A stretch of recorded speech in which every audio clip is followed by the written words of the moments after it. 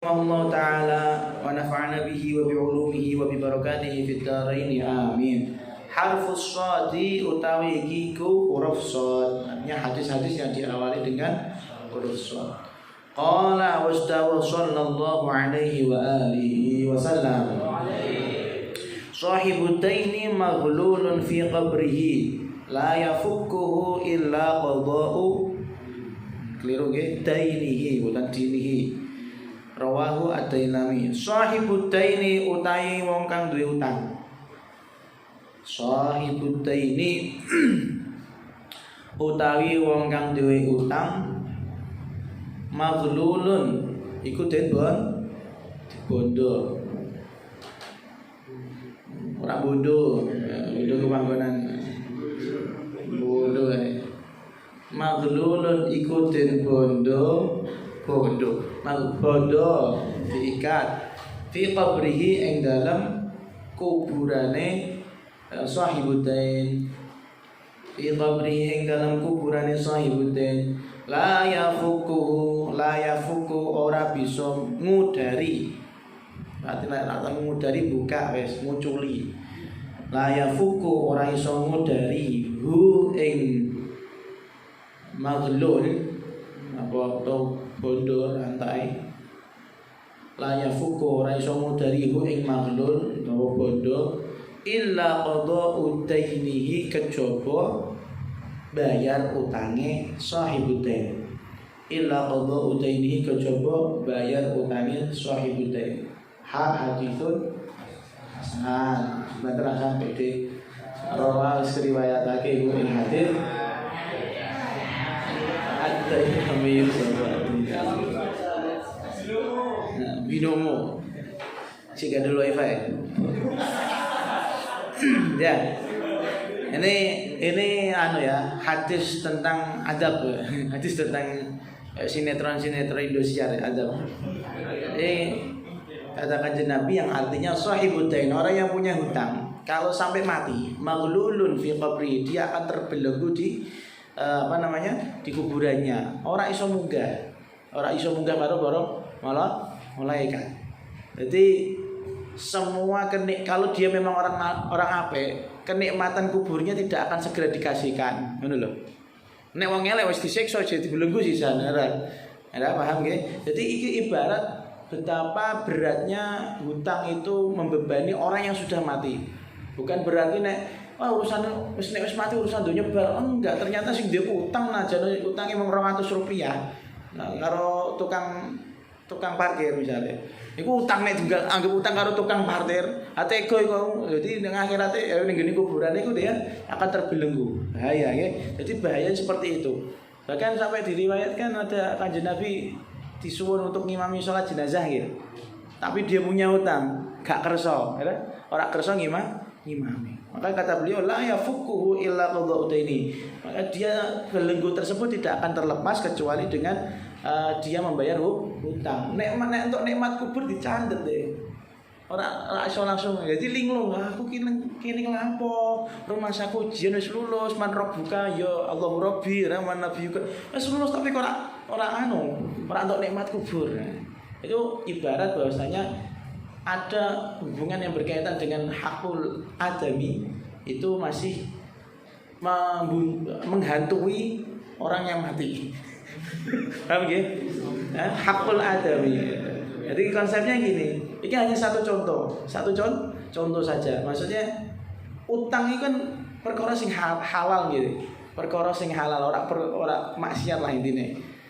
Oleh ngono lho. Dan syariat juga mengatur hal tersebut. Iku wae nek mati mayit juga merasa menanggung. Lah apa meneh nek kaitannya dengan kedoliman. Dia membunuh orang, dia ngeplaki uang, dia ngudoni Sofwan misalnya. Menelanjangi Sofwan, paham? Ono sing gelem menelanjangi Sofwan gitu. Ayo Gus Dur misalnya. Terus kok Gus Dur mati? Iki ra rido. Oh seneng malah yo. Si ra seneng sapa kira-kira. Nah, jadi wong sing perkara halal lae nek ra diridoni mawon itu membuat mayat itu terhantui di alias itu masih terbayang-bayang dengan amal yang masih di dunianya. Apa meneh nek sing urusane sing abot-abot ya. Mateni uang, misoi uang, pelai uang, ya. Apa meneh? Ngeloni wong ya iku. Nguyahi wong. Iku nek mati sak pondok ora rido neraka.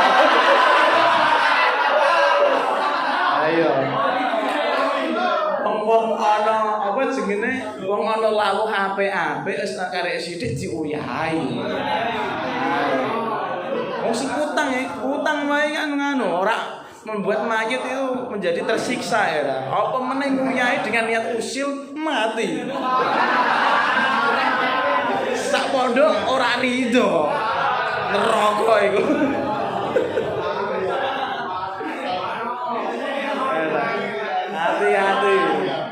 Hati-hati. Ayo sing nguyahi dudah winginane kae. Ayo. Nek ra diridone nek kowe mati konyol. Dihatui oleh apa kamu? Kenapa kamu terbelenggu karena nguyahi? Ora asik ya Gusti. Nggih. Jadi gitu. Ini kalau saya memahami seperti itu, bukan hanya masalah utang, tapi yang semua yang berkaitan kan dengan hukukul adami. Nyatane kalau ada upacara pemberangkatan jenazah, biasanya kayak minganane nggih. Upacara pemberangkatan jenazah yang diajarkan Abu ya nggih kalau rencang sae napa sae, ora ono pilih sae tak highlight ora ono. Sae napa sae dikatakan sae. Padahal ati gemes ya motorlah kowe. Ya Allah. Jadi sampai diperlokno ono acara pemberangkatan jenazah diperlokke kanggo memintakan maaf nggih, memintakan maaf kepada si mayit. Soale ngono iku.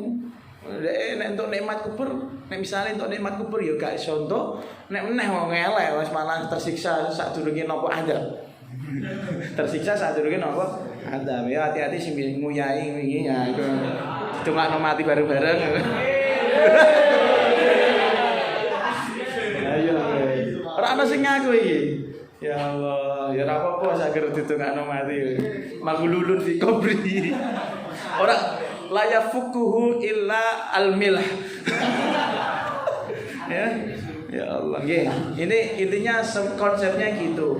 Kita kalau punya tanggungan sama orang, baik itu tanggungan yang hak maupun yang batil, kita harus minta maaf, minta istihlal, minta halal istilahnya seperti itu. Ben ngene kuburane itu ora kangelan, tinggal urusan-urusan dia dengan Allah Subhanahu wa taala, urusan salate, urusan posone zakate. Dadi duwe kakean kanca iku yo apik yo ora apik ya. Kakean kanca ku apik untuk kemanfaatan duniawi tapi nek kanggo kemanfaatan akhirat terkadang malah bukan tidak ada manfaatnya malah madoroti. Hati-hati. Pokoknya aja ngasih duwe urusan mbek wong, intine iki ngono. Qala sallallahu alaihi wasallam. Apa ya? Nggih, paham nggih? Jadi intine nek mati aja ngasih duwe urusan karo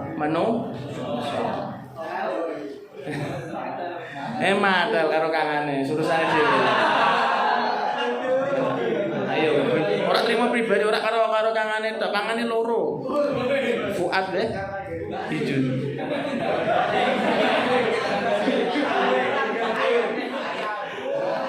Ya, qaulu sallallahu alaihi wasallam sadaqatu sirri tudfi'u ghadabar rabbi. Haditsun hasan rawahu Tabarani. Sadaqatu sirri. Ya.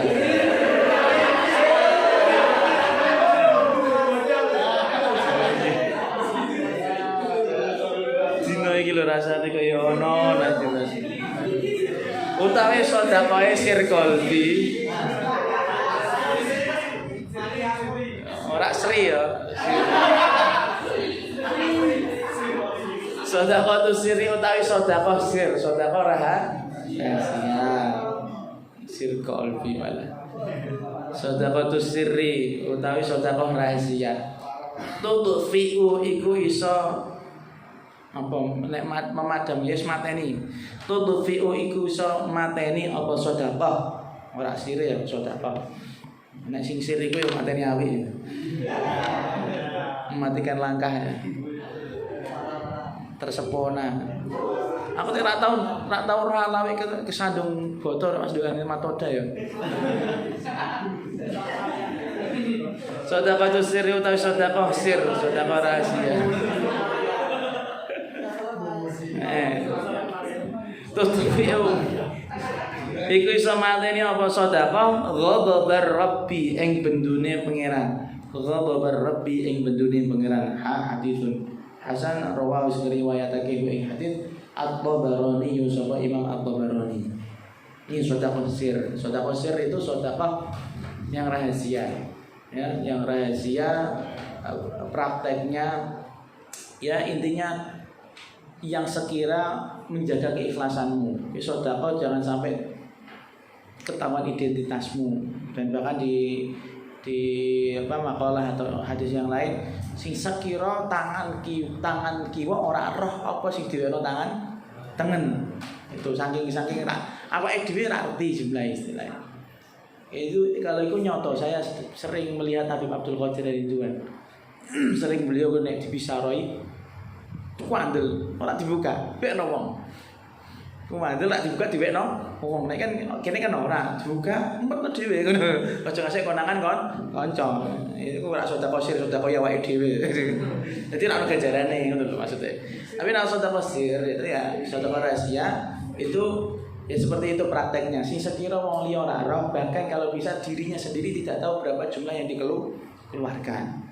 Nah, kata Nabi sedekahus sir katanya kalau sampai seperti itu makomnya kamu bisa sedekah dengan cara seperti itu tadi sampai wong ra roh sampai kowe dhewe ra roh jumlah sing mbok sedekahno, maka itu berarti menjaga keikhlasan ya.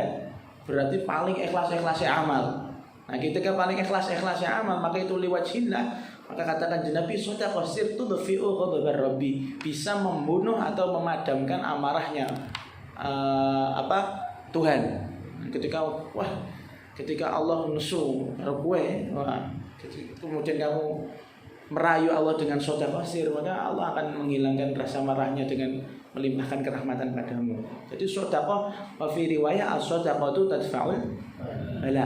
Sedekah itu bisa menghilangkan atau menolak bala bencana sebelum turun bencana karena sedekah hilang. Karena sedekah menjadi hilang. Tapi ini konsep bukan hanya sedekah tok, tapi semua konsep bentuk ibadah yang kita lakukan secara ikhlas. Ada khususnya yang ibadah-ibadah sirri. Ibadah sirri bukan ada sirriyah. Ibadah sirri. Kalau ibadah sirri kan ibadah yang rahasia, yang hanya kamu dengan Allah tak yang tahu. Dulurmu ra ana sing ora bocah kanca-kancamu ora ana sira, maka itu akan menjadi potensi sekali untuk meredam amarahnya Allah. Makanya akeh wong ya seperti diceritakan kan ana sahabat itu ditentukan sama Kanjeng Nabi kan wong iki ahli swarga kan ngono. Wong iku ahli swarga sampai dingetang-ngeti mbek kanca-kancane. Amalane opo to kok iso swarga ngono. Di hari pertama, hari kedua orang ono istimewa, tahajud ya ora, poso ya ora, biasa wae. Lah kok mlebu swarga ku piye? Sampai akhirnya ditanyakan, kamu tuh punya amalan apa kok iso ngesek mlebu swarga? Amalanku ora ono. Tak duwe amalan. Lah kok iso mlebu swarga jare Nabi? Watake iku nek aku arep turu, saya itu memberikan maaf kepada semua orang yang menyalahi saya. Wah. Nek arep turu dadi aku turu wis ora mikir manusa, turu madhep Gusti Allah. Aku turun wali, aku turu madhep guling, turu madhep kancane, turu golek bokonge kancane. Ibu lebih fardon. Dekne wingi bal-balane fardon gobel dijarno. Golek jatah tabul. Cinta sesama itu boleh tapi ya kalau seperti itu tidak boleh.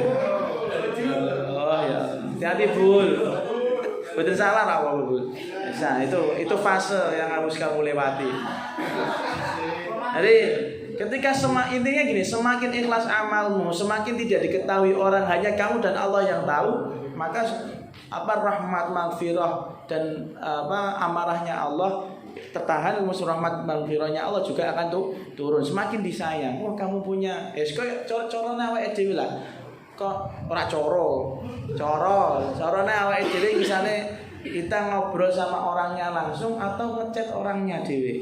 Nek ngomong mbek wong langsung kan bukan kan? Oh, apa? Oh, ternyata sudah punya hubungan lewat chattingan. Wah, itu kan istimewa, ya. Istimewa kan? Jadi itu masalahnya seperti itu. Jadi orang yang lain nggak tahu. Bukan orang lain tahu tapi dia nggak tahu kalau ada orang lain gitu. Si bener ngono ya. Yang bener gitu ya. Orang lain tahu tapi dia nggak tahu kalau ada orang lain. Yes. Jadi ada hubungan pribadi, ada hubungan khusus melalui satu amalan yang mana kamu ikhlas. Makanya para wali itu, ya akeh sing kena hafal Quran itu. Banyak yang tidak hafal Quran tapi mereka Masya Allah mendapatkan maqam kewalian karena ta'alluqnya dia dengan kanjeng Nabi ahli sholawat. Sholawat rapor banter-banter Allahumma sholli. Masjidmu itu loh. Itu durung tutup langsung Allahu Akbar. Durung tutup bar tekan BET kene wis disaut karo Pak Ane kon koman. Nete, kandhani nate kene Pakmu deh. Oke. Intinya kalau kamu punya hubungan pribadi dengan Gusti Allah melalui apa saja, boiku dengan cara tilawah baca Al-Qur'an secara sirron atau sedekah secara sirron, kemudian apalagi sholawat secara sirron, kuwi di amalan dhewe utawa misalnya setiap Jumat mengkasihan fardhu, memberi nafkah, yang tahu kamu sama ini. Maka itu insyaallah tutfi'u ghadaban karena punya jalur khusus. Nah, ibarat kamu misalnya duwe undangan, misalnya gini undangan Maulid Akbar dan gini kan sholawat misalnya, yang undang Habib Lutfi, adalah porsimu yang A, bukan yang B dan C biasa, B C itu biasa. Sing A, aku mau share. Kira-kira mbok share mbok kandakno kanca-kancamu aku untuk ae kan ra mungkin to. Wis pokoke makan dhisik tekan karo ngarep kamera syuting. Aku ndok kene. Iya kan? Iya kan? Bener ngono ra arti-arti burine apa Lutfi. Wah, itu kan. Karena punya hubungan khusus. Kalau hubungan khusus tidak perlu di war-war, apa sing ngene diberitakan, diumbar. Ya koyo dene iku sahabat sing ahli maksiat itu. Era ngasih para kanjeng Nabi ku menjadi korban keusilan orang ini. Istilahnya seperti itu. Dan para sahabat sudah geram tukang ngombe-ngombenan ketika ada sahabat lain yang melaknat apa kata kanjeng Nabi? Aja sampai kamu melaknat itu fa innahu yuhibbullah wa yuhibbuni atau kama qala. Yo jangan sampai kamu melaknat orang itu. Dia mencintai Allah dan mencintai saya. Wah. Bajingan iso cinta kok ngene iki piye kan ngono.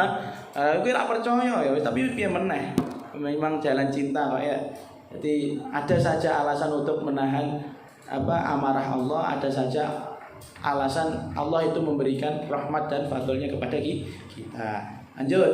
Silaturrahimi wa husnul khuluqi wa husnul jiwari. Silaturrahimi utawi nyambung seduluran. Lur. Kabeh lur kabeh.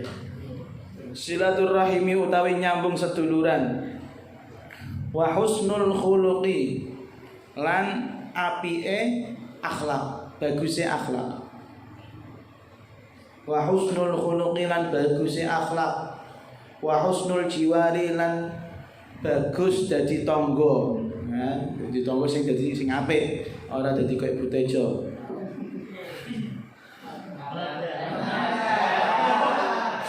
Ana kabeh kene karo Mbak Ning.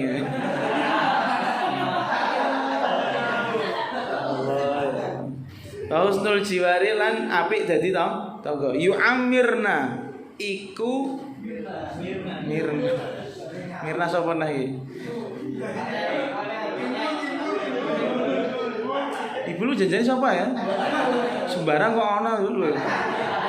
Penikmat semua kamu.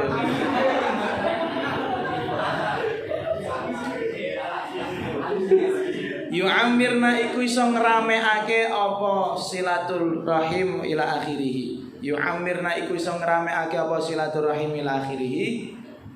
Ad-diyara ing pira-pira desa ngono iso. Yu'amirna iku bisa ngerameake apa silaturahim ila akhirih. Ad-diyara ing pira-pira desa.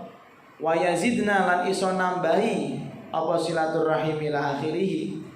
Wa yazidna lan iso nambahi apa silaturahim ila akhirih fil a'mari ing dalem pira-pira umur. Fil a'mari ing dalem pira-pira umur. Rawahu riwayatake ing hadis Ahmadu sapa Imam Ahmad. Ora ana rawi jenenge Ahmadi. Tapi kalau sekarang ada rawi jenenge Ahmadi Abu ya. Para waina aja senakum kan ada rawi jenenge Ahmadi alhamdulillah. Jadi kata Kanjeng Nabi Muhammad sallallahu alaihi wasallam, sama nggih konsepnya sama. Amal apik iku akan apa namanya memberkahi kehidupan kita dunia akhirat. Amal elek membuat kehidupan di akhirat juga lebih berat. Ini juga begitu. Amal baik di antaranya silaturahim, kata Kanjeng Nabi. Silaturahim menyambung persaudaraan. Saudara di sini bisa diartikan memang saudara hakiki. Kayak kalau paklikmu, kayak bulekmu, kalau sepupumu ya. Aku tapi aja modus mbek sepupu wedok ya.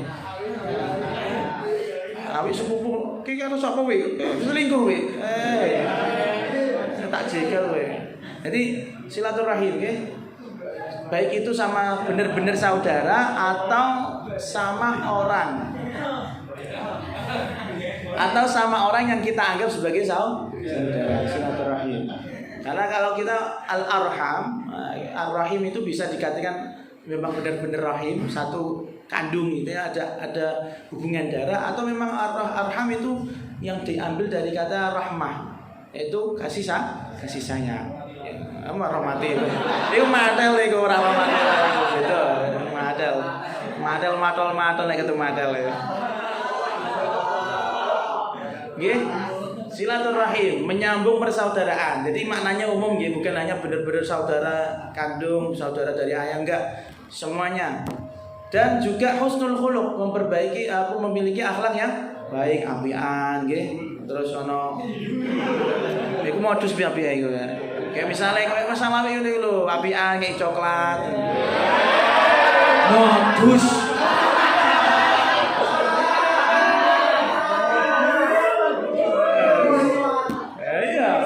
Coba gak kenal, gak bakal ngek coklat itu. Coba gak cinta, gak bakal ngek coklat itu. Leren injeng-injengan yang dhuwur.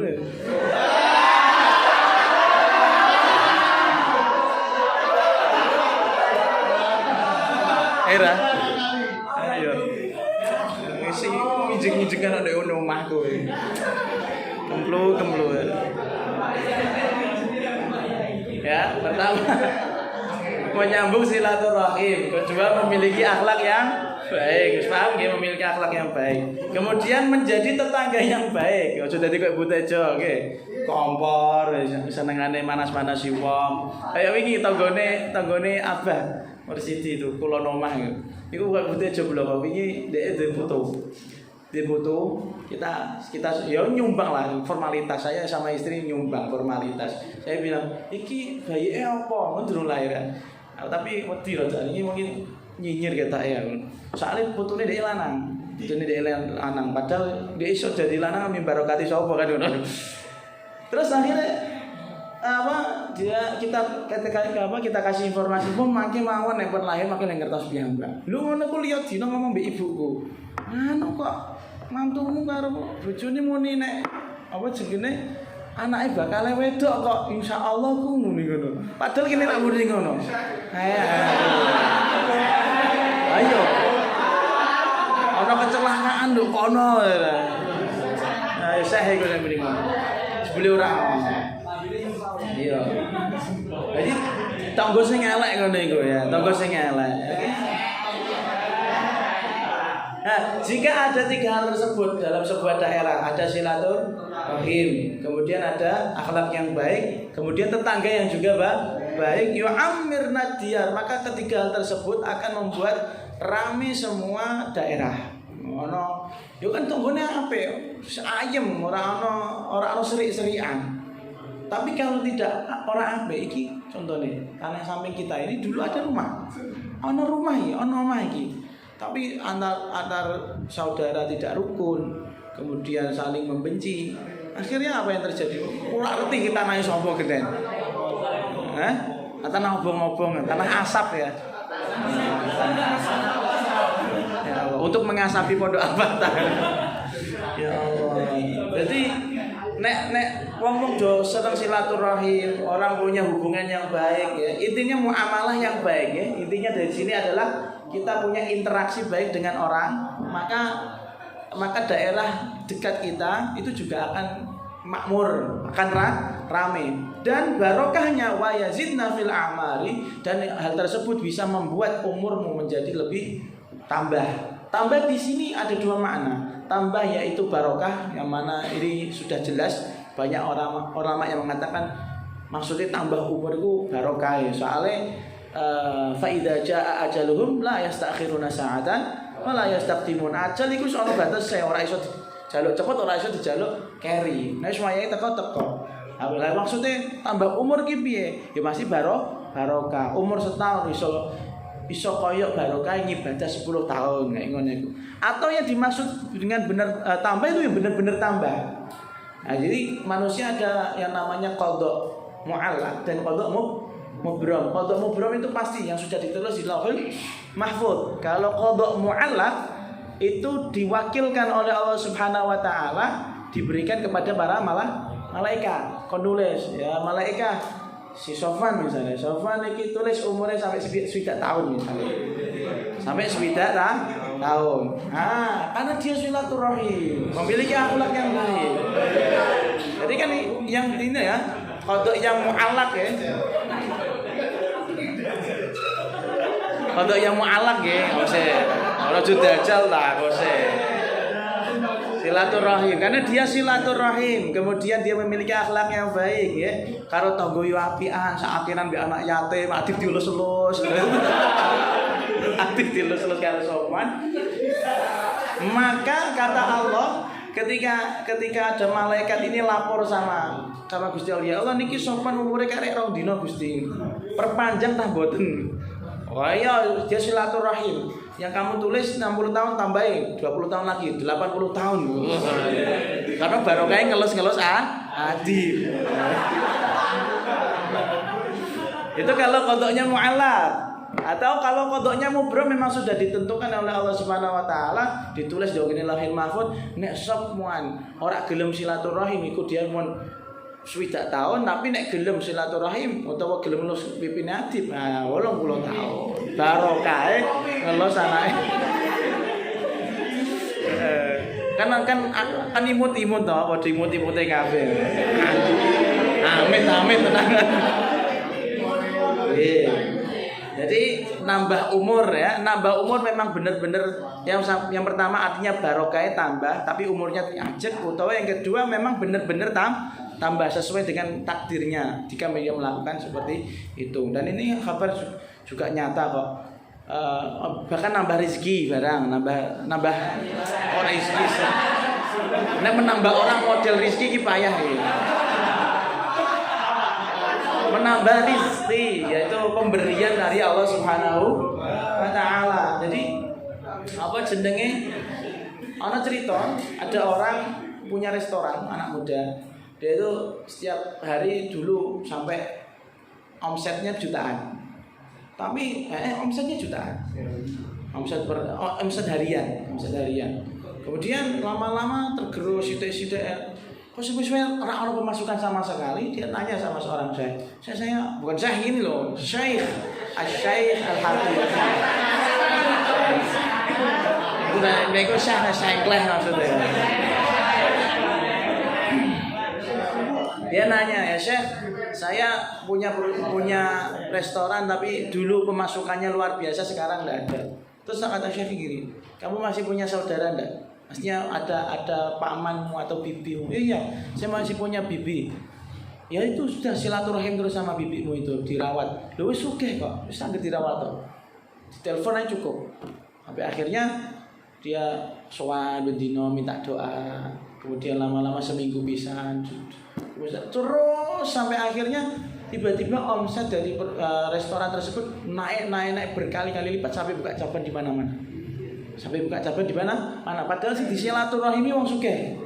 Artinya artinya apa? Kamu membuat orang lain bahagia dengan cara silaturahim itu akan membuahkan barokah. Man ahabba ayyubsatalahu fi rizqihi wa yunsa'alahu fi atharihi falyasih rahimah. Barang siapa yang pengen dijembarkan, diluaskan rezekinya, diakhirkan matinya, maka dia hendaknya bersilaturahim. Orang mau terima ngei coklat tok, sinjeng-injeng. Ngei coklat mung karepe golek Maryam ya.